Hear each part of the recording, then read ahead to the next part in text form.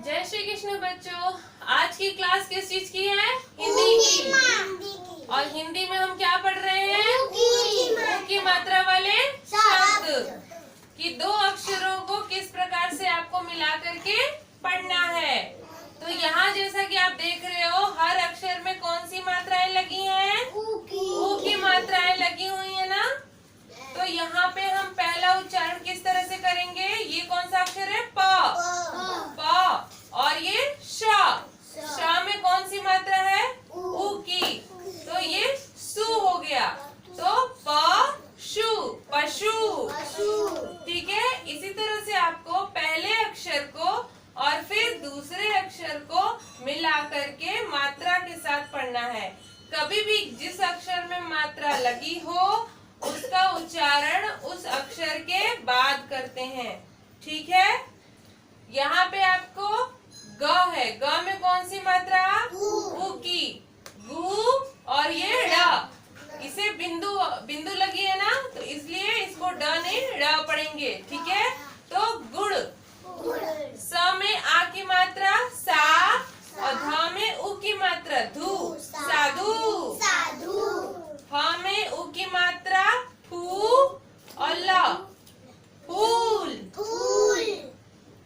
क में उ की मात्रा कु और त में आ की मात्रा, और यहाँ पे जो लगा हुआ है वो आधा त है। ठीक है। तो आधा त, आधे अक्षर भी बताए हमने। तो वो आधा त कुछ इस प्रकार से भी लगता है, और आप चाहो तो इस आधे त को यानी बिना डंडे का आप आगे लगा सकते हो। ठीक है। तो दोनों तरीके से हम आधे त को लिख सकते हैं। तो यहाँ पे कुत्ता। ग में उ की मात्रा गु और ड़, गुड़। ठीक है। अब आप सोचोगे यहाँ भी गुड़ पड़ा, यहाँ गुड़ पड़ा। अब इसमें है थोड़ा सा न का साउंड आ रहा है, गुड़। ठीक है। और ये गुड़। ठीक है। इन दोनों का अर्थ अलग अलग होता है।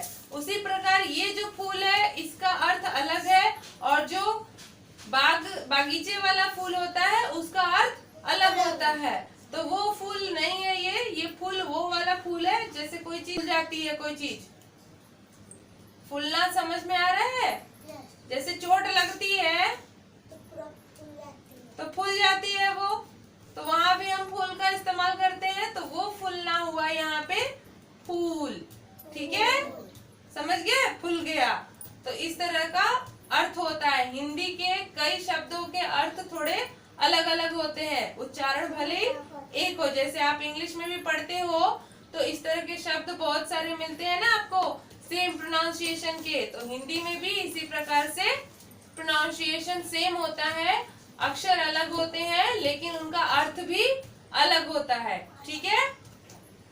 ख में उ की मात्रा खू और ल में आ की मात्रा ला, खुला।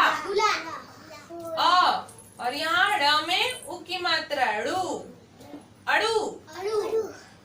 ख में उ की मात्रा खू और श, खुश। श में उ की मात्रा शू और र में हमेशा इस तरह से उ की मात्रा लगती है पीछे। ठीक है। र में कभी भी नीचे उ की मात्रा नहीं लगेगी, हमेशा पीछे लगती है। तो शुरू। उसी प्रकार से द में छोटे उ की मात्रा लगी है दू और आ।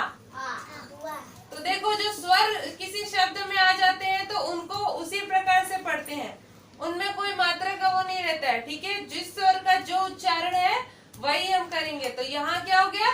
दुआ। ल और घ में कौन सी मात्रा है? उ। तो ये उच्चारण क्या हो जाएगा? घू। मिला करके पढ़ेंगे तो लघु।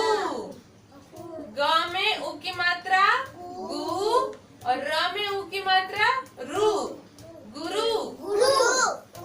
झ में उ की मात्रा झून। अब देखिए ये जो अक्षर आया है यहाँ पे दो चीजें हैं, एक तो नीचे मात्रा है और ऊपर अंक की भी है। ठीक है। तो हम किसको पहले पढ़ेंगे? उसे पहले पढ़ेंगे, जोड़ेंगे जो उसमें मिला हुआ है। ठीक है। तो पहले झू और फिर अंग का मात्रा का साउंड होगा, तो क्या हो जाएगा? झुन। क्या हो जाएगा? झुन। और फिर आ जाएगा ड, तो ये हो जाएगा झुंड। इस प्रकार से आपको दो मात्राओं या दो तरह के जब साउंड आए तो उनको इस प्रकार से आपको पढ़ना है। इसी तरह यहाँ पे श और त्र में उ की मात्रा त्रु, शत्रु।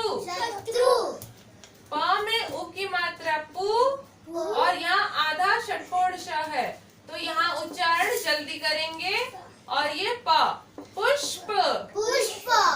सा में उ की मात्रा सु, और ये बड़ी ई है ना, तो ई, सुई।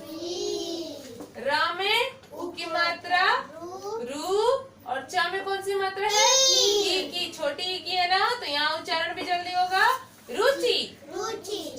शा में उ की मात्रा शु, और ये भ, शुभ। ठीक है, तो इसी तरह से आपको सभी उ की मात्रा लगा करके सभी शब्दों का अभ्यास करना है। ठीक है।